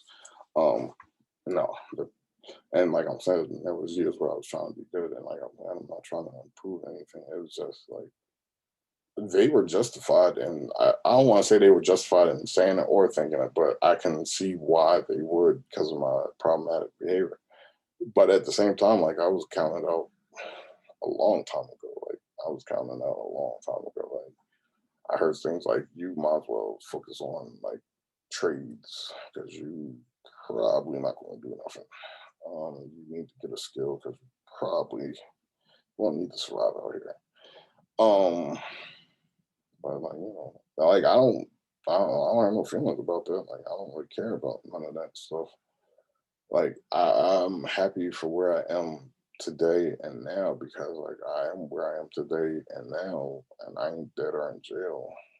I ain't broke. Well, I'm broke now, but I'm paying bills broke. Um, which I heard from females is an attractive, different thing.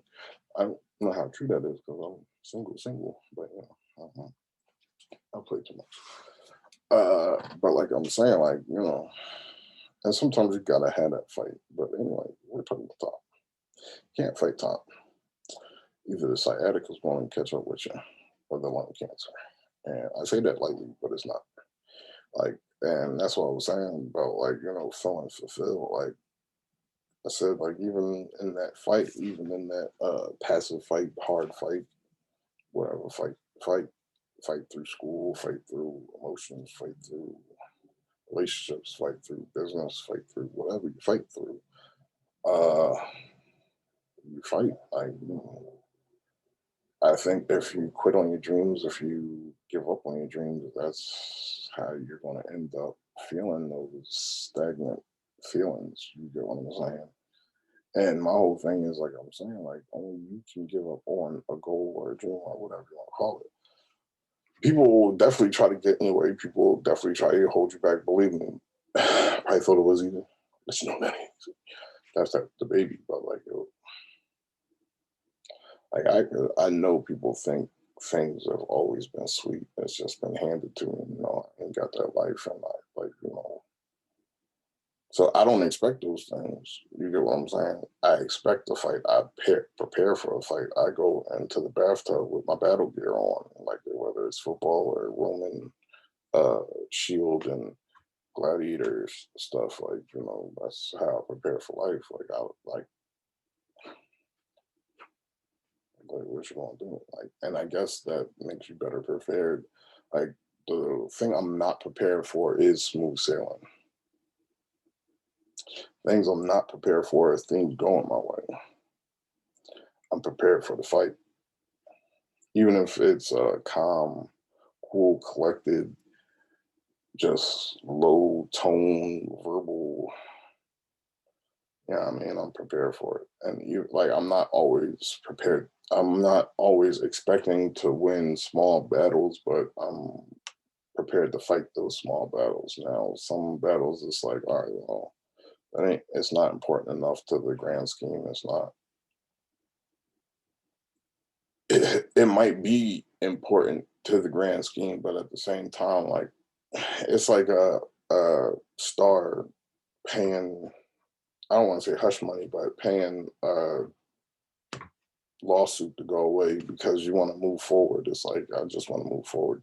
Like I don't really care about the dumb stuff. I don't feel like wasting time on this dumb stuff. Like just pay and make like I won't even feel that. Like me, I'm not at that point. I wish I was. I ain't at that point. I just like just make it go away. Like, so I'm still I gotta fight through it. Like, and in the grand scheme of things, gotta keep your eye on some things, like I said, it's the bushy, night of the fight. Going to hear something evacuated. It's gonna be pride fucking with you. You gotta said it best. Decisions. Gotta choose them wisely. Gotta make them careful. Got niggas I know that don't care for me. Got chicks I know that wasn't there for me. Could went on tour with your favorite rapper in the cloud. Why? Trying to build CMG. So forget that. I'm doing mine.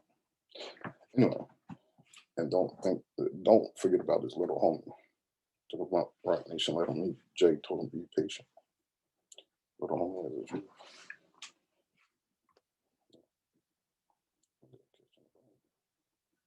And then that brings me into another rant of like, got us all eating up the prison. You can get a production deal. That's right. I'm saying that publicly. Man, AR I'm feeling. I've never met the man. Okay. Goes right. Keep money on the books. I've said it up here. Saying it publicly. Maybe I shouldn't.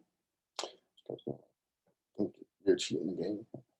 Maybe the game will be cheating. I don't think a lot of people, but AR's already established name, some movers and shit that you might be able to reach out. But the other goes right and get. I was told he was able to get some of that time back. What's the difference? I don't know. I don't know, but like time, uh, like I'm saying, it's relative too, because like for some people that like to chill, you got all the time in the world, and like for me, like I said, for some days it's like I want to do a lot in that one day, and it's like I only get half of it done. It's like and there's days where, like I'm saying, I don't get caught up on no technical difficulties or no. I mean, there's days that I don't have the. I got to get myself motivated. Let me lay here for 2 hours before I get myself motivated. Sometimes it's like 8 a.m. to 8 a.m. It's like, I mean, I still got enough time. But I don't know, like I said, it's all up to you because, like, if you got 3 things you want to accomplish in a month, then you probably got all the time in the world. And, what I mean? Like, I don't want to down on nobody, but, like, time ain't something you can get it back. Like, I know people accuse me of spending my time chasing chicks. Like, I know that. But, like, I've been single for 10 years, but, like, before that 10 years, fat or skinny, like, I've never really had it's not a choice to be single, but at the same time, I know what the dark cloud is. But at the same time, it's like, yeah, I like chicks, I like girls, and yeah, I mean, but my main focus, just like the school it was, it's like financial stability. Like, yeah, I mean, like even when it came to doing negative things like the selling drugs back then, like, yeah, that's part of the fast life. It's a part of running around uh meeting people, running into people, like, and like I said, I have a more humorous style to pulling chicks. I know a boy that hang out with a boy who they say like that, and he's successful and he keeps it. Yeah, I mean, but that's more my style. Like I ain't got the as big as I am. Like that's never my intention. Intimidation. I'm a gangster with the toothpick in the corner, like with the leather jacket or not like that. It's just like I like humor and I like girls. Like Dude's not some. I'm joking. Dude's is cool. You just gotta, yeah. Like, be on no BS. Like I just be like, man, I just want to enjoy myself. Came to the club to get that off my mind. My office hours 9 to 5. Why don't you call me there? There's too many chicks in here. I'm joking. I play too much. And the lyrics, they're gonna happen. I don't usually with the, but with this, and internally all day, but not. Um, you know, all your war stories with your guts and glory starting to bore me. I came to the club to get that off. I want to hear some beans and some cuts from the organ. You keep talking over the beat like Clue. Do remember? Anyway, that's a 90s thing. I don't know if these kids know what I'm doing. I got some Clue cassettes. Not vinyl. I don't think Clue did vinyl, but I got some Clue CDs and Clue cassettes. Anyway, uh, mm, and I say all that, like I said, it's to fit your life. Like you don't want to go off this earth feeling like you didn't accomplish stuff. Like and stuff that's important is different to every person. Like what, especially when I came home. When I came home from jail, I had lost 93 to 97 pounds, something around. Yeah, since then I've gained it all day. Who knew? And when I first came home, I tried to eat basically the same as when I was up there, but no, I don't know. I started gaining weight as soon as I got back. I don't know. That's what I was saying. Like, I noticed then. I guess I know. I probably noticed before that because I had lost weight like in high school. Like I wasn't as big as I am now, but I wasn't as skinny as I was when the last couple of years of high school.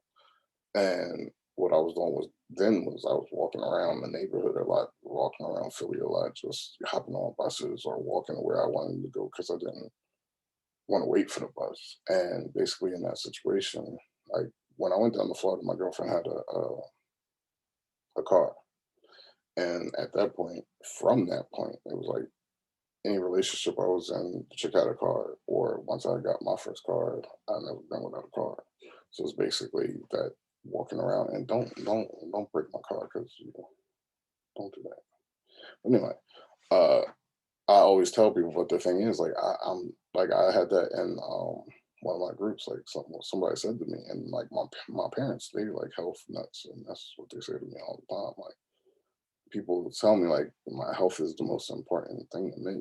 I'm like, yeah, that's all I'm fine and good, and that goes to the each individual as an individual. Like that's all good. Like I'm glad that that's what motivates you. Use that. Like for me, it's financial security, and like I I feel that's my feeling. And at this point, I don't care how you feel. I feel I would be irresponsible to just focus on my abs and my pectorals and my biceps and say, you know, I don't know where the next check is coming from. I don't know where these bills is going to get paid from, but as long as my abs are sexy, like, but that's just me. Like I respond, like my bills are always going to be the foremost, utmost, like they say, don't two things guarantee death and taxes and bills. And bills. Like I ain't the type that wants to live off somebody. I don't want to do all that. Like I'll cohabitate, I'll collaborate. Like I've had a situation where I had a girlfriend and basically I was living off her, and like for me that was the worst feeling. Like she probably thought I thought she was cheating, or people thought that, and I probably did because people were playing games. But more than anything, I didn't like the things she was doing. It was like having a chick work at Hooters in a thong. I'm sitting there at home, and you would think that niggas looking at her ass in a thong would make you mad. But no, my whole thing is like, yeah, I mean, like I trusted the chick. It was just like I don't like not contributing, especially when you're doing that to support us. Like it'd be one thing if you were working at Mickey D's, and you know what I mean, or if you were a lawyer, you make 400 an hour. It's like, all right, well, I can't compete with that anyway. You're not a therapist, like a full fledged therapist. Only in like New York that I see $400 an hour. So even if you're a lawyer and you make 400, I make 200. At least I'm, I mean, making something. If you're at McDonald's and I'm making 200, and I'm in love with you. I ain't really, I mean, but as a man, like it wasn't the. I trusted her, so I'll put it like that. I trusted her. I trusted her to be smart. I trusted her to work the system, work the game. But I didn't anticipate not being able to work myself. And like I guess like for whatever reason that hit me harder than thinking that she was cheating. I don't think I voiced that because I'm back in them days I ain't really talk about too much. But reflective, reflecting. Um, I don't remember the point of that, but like just I don't remember the point of saying all that. Work time. I don't know. I guess it's relative, like I said to everybody. Like if basically, I say that because I don't want people to take it the wrong way. Like, if you like and chill on all weekend, if big binge watch weekend, which lady is, what you like to do, I like to do that too. But like, if you leave it to me, and that's what I was saying before, like when I came home, like I really didn't hang out much, so it was like from week to week. Unless I'm going taking my kids to do an activity, I wasn't really doing nothing. I'm just sitting in the house, primarily doing homework, or I'm sitting in the house not doing nothing. Just like I said, at the first year I was home, I was working 16 and a half hour days. And the weekends that my kids did visit, like I'd take them to do an activity, then we come back and we'd be watching TV. And next thing you know, I'm snoring. They looking at me and I'm like, no, I'm awake.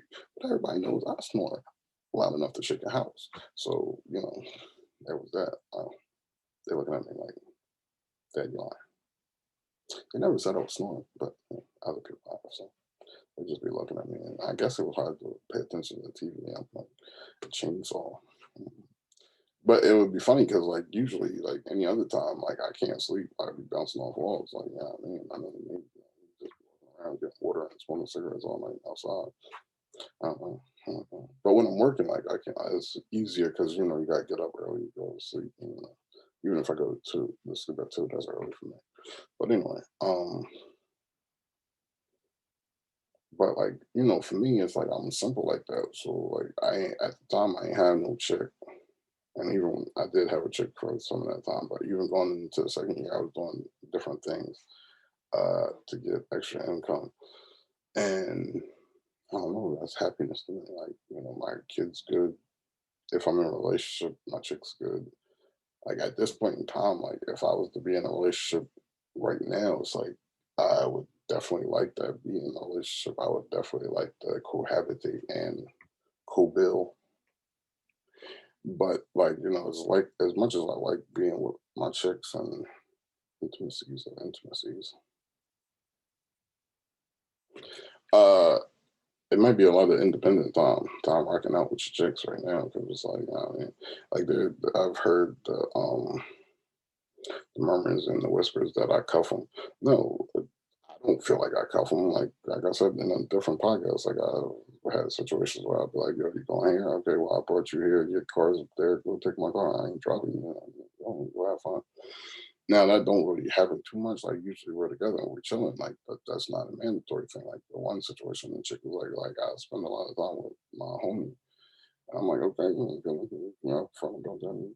Another situation, the chick was out running gallivanting. Okay, all right. But more often than not, what happens is we be up under each other, and not every situation, but and I enjoy their company. I think they enjoy my company, unless they complain to people. But I don't ever make like my whole thing is just be upfront, be yourself, tell the truth, whatever you want. I'm pretty much cool with. You got a social life. It's like I got shit to do too. I proved that to myself in these stop and go periods. Like I said, on social media, like you would swear, like not that I'm vacationing everywhere or nothing like that, but you would swear because I hear the mumbles and the murmurs, like I was rich because I'm just being here debuting stuff, and some of the stuff I might have sitting collecting dust. Like I'm saying, I just opened the Sawzall joint before I did the bushes out there, and there's like rust on the shit. Like, and that was one of the early joints because there's something back there that I wanted to cut down. I didn't get the green light to do that, but I wanted to cut it out and move it. Like, no. And like I'm saying, like you might not see something, even though I might have used it, I might not have used it. Like I debuted the one drawing, but it's just like I debuted it and now it's sitting over there. Uh, mhm. But like like I keep saying, like you never know what's going to happen. And like I joke about that, like with risk, because I'm always doing something, doing a new project, doing something on like whether it's decorating some stuff, novelty items, pulling out some smoke shop items, decorating an ashtray or something like that. And like I still have the drumsticks to put the engraving on, but I can't remember. All right, I wanted to do a snake, but I don't know when I got like I can do a snake wrapping around it, but like I could make the whole drumstick a snake, like then put the scales and body in. But for some reason, I didn't feel like doing that once. It's not that I didn't feel like doing it. It's like I didn't like that idea when I started to do the ashtray, and I looked at the drumstick. It's like no, I'm not feeling that idea. But like I'm saying, like when I say that, and that's time again, like I I enjoy your company. I enjoy the company of females, but at this point, it's really like, I mean, it's like I want to do. I still want a million things I want to do. Like I said, I think earlier in the week, I always make time. Like time ain't nothing like this for my daughter or for a chick, but I ain't got no chick. And that's what I was saying when I came home. Not to be all over the place, but when I came home, it's like I don't have no chick. I barely see the people I was cool with at that point in time. I don't see them all at all now. And I just sat around. So I was like, back then, 2015, I was like, I might as well make money. So I was getting extra jobs and doing like at a time, one time I had three jobs. I don't think that lasted too long, but at one point I had three jobs.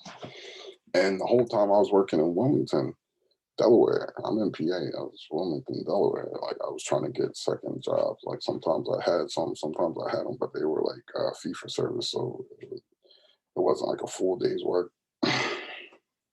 It's like the job I had in Jersey, but that was consistent. Like that was consistent. But and I always kept a full time job up until last year. But and then I had the internships. But like if I ain't got no friends, I ain't got no life. My daughter comes and goes as she pleases. Like at this point, it's like this is the time. This is the time I've been preparing for. My that part of my career is solidified, even though I'm not in the field. That is solidified. Like the school education is done. I ain't gotta worry about failing the class, failing the grade, failing an assignment, getting kicked out of school. Not that at this point I'd be trying to get kicked out of school, but I never thought I'd be dropped from an internship either. I thought the hard part would be securing an internship, but then you never know. Um, but all that's done, the stress of that is done. I don't got to do no more full time job and intern and try to get a third position or just whatever. Now it's just finding that full time job and the internships are done. And if I get a full time job, I could try to get a second position or I can just chill until I really establish whatever entity pops off first. And like I'm saying, I never planned for the sciatica to hit because the sciatica hit like I was working at that time. Like it was through a temp agency, but I was working. But I was thinking, like I said in the last video earlier in the week, like I was thinking that the aquascaping and the hardscaping was going to pop off, and I invested in that a little bit. I didn't invest too much, but I invested a little bit into that. And I thought that, all right, one of these jobs, whether it's hardscaping or aquascaping, one of those jobs would definitely solidify. Like, if I could get a couple of them, I definitely have options. I can pay down my debt, and or I could set up this tattoo shop entity and with all of those components moving at once, full time job, uh, the tattoo studio, and hard and aqua, and then eventually adding on landscaping, which I'm not getting into that. Everything would be rocking, everything pop, especially if the tattoo shop and that start popping now, I don't anticipate, like, I don't know what the tattoo shop is. Like, I still got artists, like, I don't know. But if I have a full-time job and then I can do at least some side jobs with me or pick up like a crew member to do some side jobs on the weekend, early morning before the studio open, because like studios don't open until 12, 4, whatever. It's like, I mean, at least that will bring in some income, and a full-time job will solidify everything. And like I'm saying, if those three are operating good, and then we can move into the future plans. And like I'm saying, like I ain't got no life. And like but at the same time it's a good thing because I enjoy doing these things, even though they're not bubbling the way I want to. Like it's the holdback, the leash is more straining than doing all of the projects and stuff that I want to do, and all Speedy Gonzalez. And uh that could be a negative and a good thing, a good thing and a bad thing, but you know, for the most part, it's a good thing, I think. But like I've been all over the place like a lot of times. But again, I always think that they would be better as like a co-host or an ensemble of people, because it's like, you know, it's more of a, because it's the same thing. It's just one crazy dude talking. I'm not crazy. I just be playing. Because like, you know, I've noticed watching other podcasts, not that I study people, but I pick up on things. I'm intelligent. You know, you throw a topic out there, but you never know what this person is. Not scripted. It goes anywhere. Like some like there's, and I know that as a production uh enthusiast and connoisseur, I'm joking. I know that I could create a format, agenda, whatever, and like, you know, we discuss and stay on those topics. And I've had conversation. I had a great conversation with one person. I had two great conversations. One was on, I think, They Live, so they would have got the footage of that. And then I had another good conversation with the dude that I met Uber and his saga stuff. And the one conversation that was on They Live, I think it was on They Live or FaceTime. I don't know. I think it was on They Live. That was a great conversation. But like I said, that was supposed to be a preliminary conversation, because sometimes you get the interview before the interview. Sometimes you give the people the interview questions, or you ask them if there's any interview questions they want to ask you. And or you want them to, you know what I'm saying, if you know what I'm saying. If you don't, whatever. Not even in the field or industry. I mean,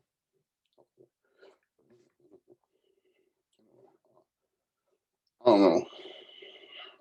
Like I said, over time, these are just, I hate to call them just rants, but you know, over time, I think that I think it's still a good dialogue. It's, I don't want to keep repeating things. That's the reason why I think that doing certain preliminary bullet points or skeletons will keep it on focus, because I already discovered months ago that I tend to go on these tangents and play too much and stuff like that.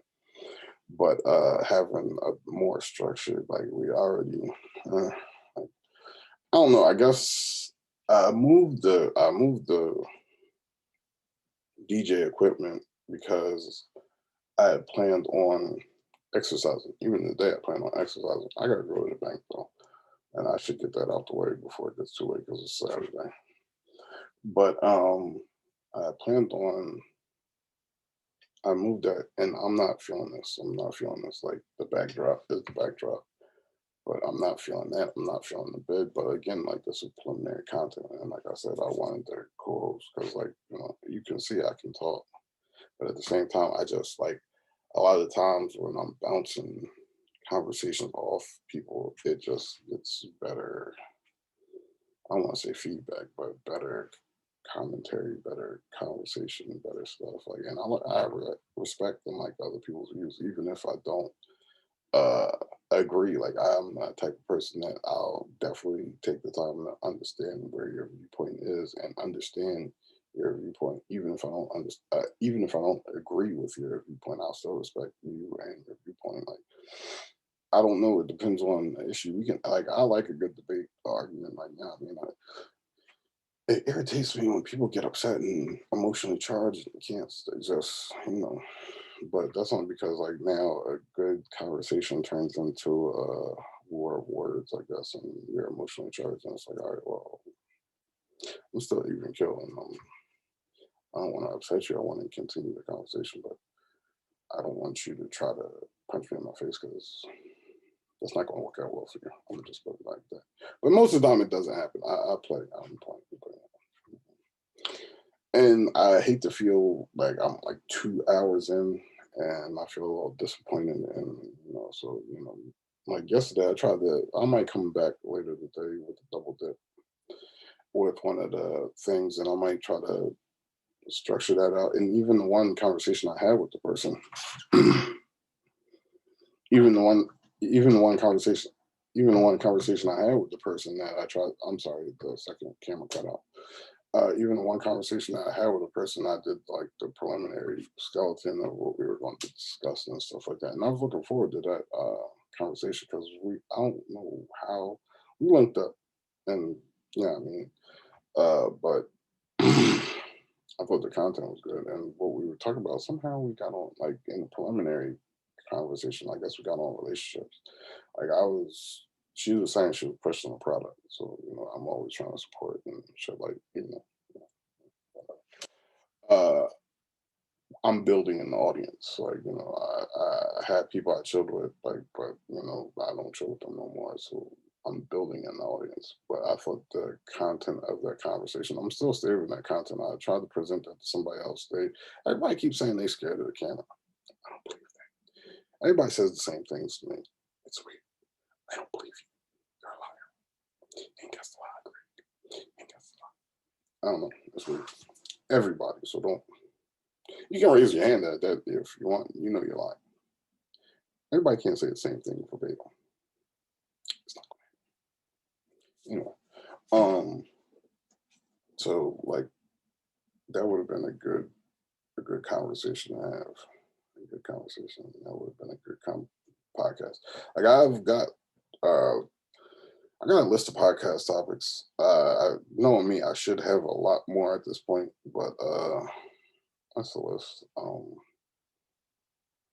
I think the list will get me through because some of the Jones is going to be revisited just before that bounce off convo and that different perspective, different ideas, different viewpoints on certain situations. And then that one, like I was preparing with her, like I think I definitely know, like even if I might have touched on some of it, saving that for like group of people because like people have different viewpoints like and you can go on any podcast on YouTube and like when there's more than just that when there's that interaction it just makes it better. It's like I get damn it, but time you can't waste time, and that's what I'm saying. That's like it's disheartening that I've had this 14 months, but over this 14 months even with the stop and goes, I've been able to get like at least one thing a month up until like 2, 3 months ago, thinking that we were going to start the ball rolling permanently, but then the ball stopped. But I've still like even in that stop and go, like I gained more experience in the field. Like it's rewarding, I guess, because it's like, all right, looked at it. I didn't look at it, but you can look at it like, all right, I don't work with every population on the planet, whether it's children, adolescents, young adults, middle-aged adults, seniors, uh, gay and lesbian community, returning citizens, AIDS patients. Excuse me if you feel that is disrespectful. Females, males, transgender, like mental health, dual diagnosis. Like it's like where can you go now? But then I figured out in the stop and go, like the setting does change. Like I was always experiencing ongoing treatment, basically never ending treatment. Like I wouldn't say in every case, because like with the methadone clinic, it's like you can get discharged at some point, but in mental health, like you probably always going to need your mental health meds and whatever. So I was more used to that long-term treatment. And through my experience over the last year, like got more experience, and it was like I don't want to say it was a culture shock because I don't think that would be the appropriate term, but it was kind of shocking to the system because I was so used to that. All right, we got years to get some stuff done. We got months to get some stuff done. We can, yeah, really work on this treatment plan, short term, long term.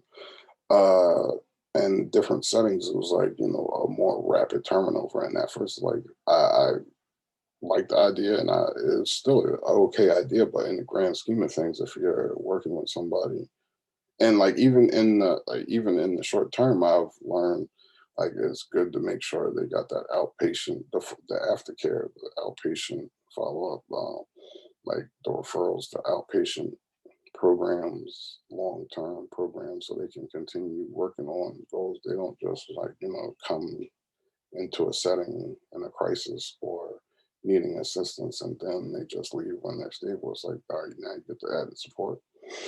And like I said, that was a different experience for me in the turnover. So now it's like, all right, I'm used to a set caseload. Maybe one or two people might drop off, go to a different counselor or something every couple months, but usually my caseload is my caseload, or the people I'm dealing with overall are the same people I'm dealing with in this case. And even in this case, it can be considered something that, like, I mean, you might get repeaters, but uh, it is like a shorter term of treatment. And it's because one setting was working with people for 2 weeks, and then it turned over. Another setting was 3 to 5 days, and it was rapid. It was like they come in, you do the treatment plan, you do the updated treatment plan, then bam, they discharge. Uh, you can get some sessions on some, but it was more. I don't want to say paper pushing because people be sensitive, but it was more. And I've heard that from clients, but as a case manager and as a therapist, it was like I was dealing with you on an ongoing basis. It wasn't that rapid turnaround, and it's not a criticism. It's just like for me, I like working with my clients on therapy and helping them get goals accomplished and seeing them progress and working with them on that progress and continuing that progress and stabilizing and